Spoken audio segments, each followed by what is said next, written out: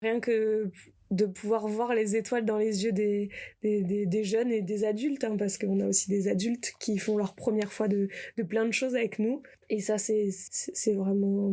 Il n'y a pas de mots, en fait, pour ça. Au cœur de la flamme, le podcast qui explore les récits inspirants des porteurs de flammes choisis par la Caisse d'épargne Midi-Pyrénées. Chacun de nos épisodes plonge au cœur des histoires de ces individus exceptionnels, illuminant leur vie de la même intensité que la flamme olympique. Nos invités partagent leurs expériences, défis, chutes et triomphes. Bienvenue dans Au cœur de la flamme où chaque histoire brille d'une lumière unique et captivante. Pour ce second épisode, nous sommes allés à la rencontre de Maeva Balorca. Engagée au sein du comité handisport des Hautes-Pyrénées, elle promet le développement du handisport et son accessibilité aux personnes en situation de handicap. Bonne écoute à tous. Bonjour, je m'appelle Maeva Balorca et je suis salariée du comité départemental handisport des Hautes-Pyrénées. Alors du coup, je suis issue d'une famille assez sportive. Depuis le lycée, je m'intéresse au handicap dès qu'on devait faire un projet. Je devais le faire sur le sport et le handicap à chaque fois. C'était une envie de ma part et puis du coup, je me suis dit j'aimerais bien faire mon métier. Donc j'ai cherché. Et puis j'ai vu qu'il y avait des études là-dedans, donc je me suis lancée là-dedans. Je suis partie sur Grenoble, où là-bas j'ai aussi découvert en parallèle le rugby.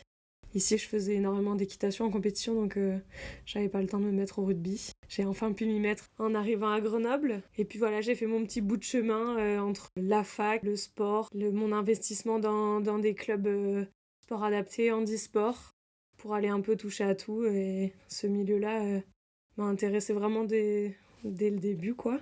Sortie de la fac, on m'a proposé un boulot au sport adapté dans une asso à Grenoble où je m'occupais de jeunes et de moins jeunes d'ailleurs, des adultes. Je les entraînais, je les emmenais sur des compétitions. Et c'est fou parce que nous, en étant valides, on vit la compétition d'une certaine manière, mais une personne qui avait jusqu'alors pas accès à la compétition, il va sur des compétitions régionales, départementales, régionales, nationales, qui décrochent des titres. Des titres, c'est encore plus beau d'accompagner ces sportifs-là. Et puis, ils trichent pas, contrairement certainement à nous, des fois, où on triche un peu quand ils me disent Maëva, ce que tu nous as fait aujourd'hui, c'était pourri, je sais que c'était pas bien. Mais quand on me dit Maëva, c'est le plus beau jour de ma vie parce que je suis championne de France, je sais que c'est leur plus beau jour de leur vie, quoi. Donc, c'est vraiment ces choses-là qui m'animent. Donc après, je suis revenue dans les Hautes-Pyrénées. Je m'occupais de jeunes en établissement, de jeunes aussi avec un handicap mental. Et puis on m'a proposé ce poste au comité il y a maintenant 3 ans. Puis depuis, je m'éclate. Je m'éclatais déjà avant, mais maintenant au quotidien, je m'éclate. Je monte des projets que je trouve fabuleux, qui m'animent au quotidien. L'année dernière, on a amené 3 personnes en situation de handicap. On est allé les emmener en spéléo au fond des grottes, à ramper. Enfin voilà, c'est des projets comme ça qui font qu'on est content de se lever tous les matins. À côté de ça, je m'investis aussi dans le sport. Je continue un peu l'équitation, mais je pense que mon travail prend une place importante dans ma vie, puisque j'investis tous les gens qu'il y a autour de moi. Je les emmène dans ce beau projet qu'est le comité handisport, parce qu'on rencontre des personnes qui font qu'on est obligé d'avancer pour eux et qui changent vraiment notre regard au quotidien. Moi, quand je suis arrivée au comité, j'avais des jeunes qui venaient me voir et qui me disaient madame, je peux pas faire de sport parce que personne m'accepte dans les clubs valides. Mon fils, on a essayé des clubs, mais ça fonctionne pas avec son handicap. On a monté une école départementale handisport.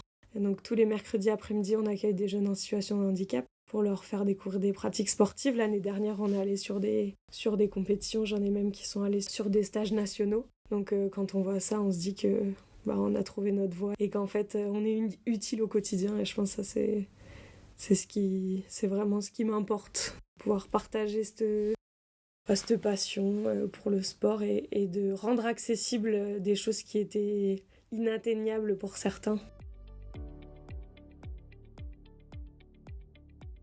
Quand on n'est pas Quand on n'est pas du milieu et qu'on les côtoie pas au quotidien, on se rend pas compte comme c'est difficile. C'est difficile d'aller juste s'entraîner, en fait. C'est difficile, pour certains, ils ont pas la voiture. Ici, on est dans un département où il n'y a pas forcément de transport en commun comme dans une grande ville.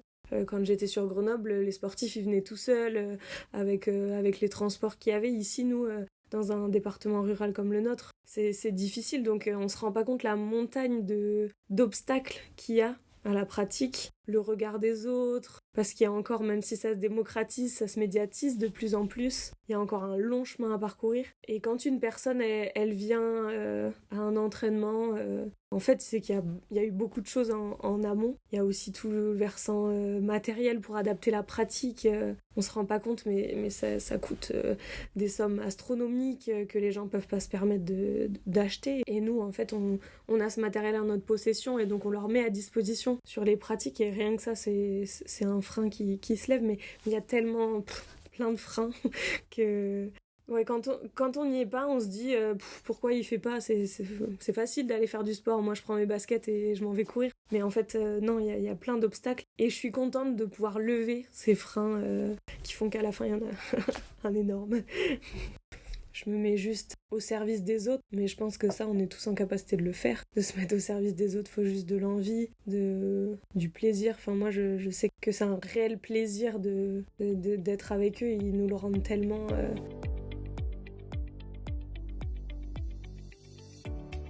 Chez des jeunes, ils étaient jamais partis en vacances, ils sont partis en stage avec moi et ils avaient jamais pu partir en vacances tout seuls avec leurs copains ou en classe découverte à l'école parce qu'à l'école on leur a dit non, le logement il est pas adapté, non.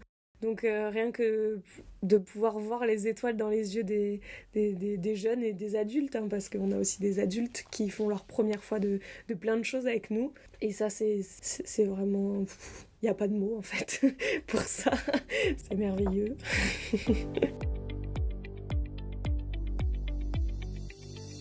Le jour où la caisse d'épargne Midi-Pyrénées m'a appelée, je m'en rappellerai toute ma vie parce que je venais d'être maman, tout juste. Et donc j'avais pris quelques jours pour aller rejoindre le papa et là j'étais en train de marcher sur la plage avec mon fils dans les bras et on m'a appelée et on m'a dit on aimerait que vous soyez porteur de la flamme. Et là je me suis assise et je me suis dit pardon, je pense que j'ai pas très bien compris pourquoi moi.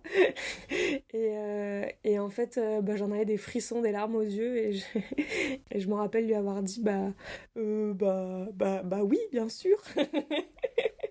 J'étais sans voix, vraiment, c'était... Je pense que c'est un moment où je me rappellerai vraiment toute ma vie. C'est tellement...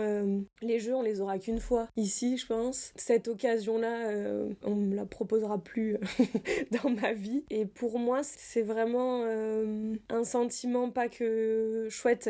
Je vais porter la flamme. En plus, c'est la flamme paralympique, donc c'est encore plus important pour moi.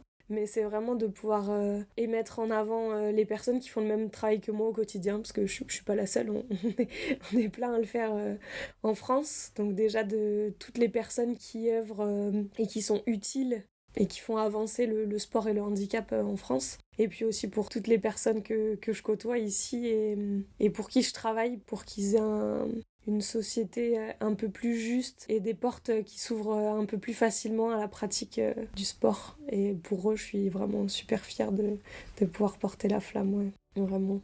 C'est fou, quoi. J'espère que ces Jeux paralympiques, ils vont nous permettre de mettre en avant, j'espère qu'ils vont être mieux médiatisés, mais je pense qu'ils seront mieux médiatisés qu'auparavant, même si les derniers Jeux ont été quand même bien médiatisés, mais pour montrer aux gens qu'il y a encore un long chemin à parcourir. Et en fait, je pense que le handicap, il fait peur parce qu'on ne le connaît pas. Et donc j'espère que ces jeux et la médiatisation qu'il va y avoir autour et l'émulsion qu'il y a autour, j'espère, et l'ébullition, j'espère que ça va permettre de faire changer les regards et qu'il y a plus de gens qui vont venir toquer à la porte des comités comme les nôtres, mais de toute association, institution et d'associations qui œuvrent pour permettre une société un peu plus juste pour tous. Et j'espère que ça va faire changer les regards. Oui, on parle d'héritage, je pense que Je pense que le handicap a tout à gagner sur cet héritage. Et j'espère qu'il y en aura, sincèrement. Parce qu'on a besoin de ça. On a besoin que ça avance et pour ça, on a besoin que les gens s'en souviennent. Mais j'y crois, sincèrement, j'y crois. Hein. Je pense qu'on va changer. On va changer beaucoup de choses. C'est une réelle opportunité que les Jeux se fassent en France. Je remercie sincèrement et plus que tout la Caisse d'épargne Midi-Pyrénées de me permettre d'avoir cette opportunité. Voilà, il y a les passages de la flamme dans plein d'endroits en France. J'espère sincèrement que les gens seront au rendez-vous, qui viendront voir ce qui s'y passe, qui profiteront aussi de tout cet engouement.